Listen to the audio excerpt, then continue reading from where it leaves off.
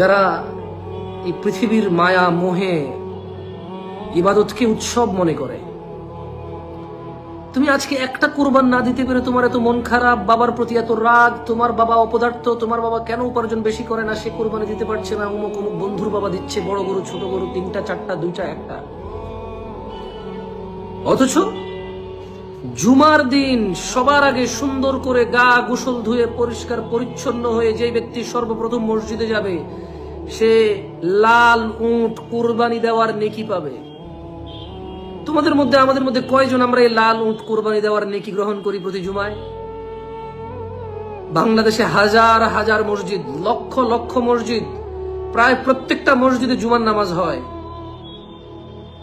যদি কোনো মানুষ এই নিয়তে বের হয় যে আমি আজকে সর্বপ্রথম মসজিদে গিয়ে পৌঁছাবো, গা গোসল ধুয়ে সুন্দর করে পরিষ্কার পরিচ্ছন্ন হয়ে, উপস্থিত যেই জামাটা পরিষ্কার আছে, উপস্থিত যেই জামাটা সুন্দর, আজকের দিনে সমর্থ অনুযায়ী যা সুন্দর সে অনুযায়ী যে মসজিদে প্রথম প্রবেশ করে, সে লাল উট কুরবানির নেকি পায়। ওই সময়কার লাল উটের যে মূল্য, এখনকার যুদ্ধ বিমানের সে মূল্য আছে কিনা সন্দেহ আছে আমার। আল্লাহ নবী সাল্লাল্লাহু আলাইহি সাল্লামের যুগে লাল উটের যে মূল্য ছিল, আজকের দিনে যুদ্ধ বিমানের সেই মূল্য কিনা সন্দেহ আছে আমার। তাই কুরবানি ইবাদত।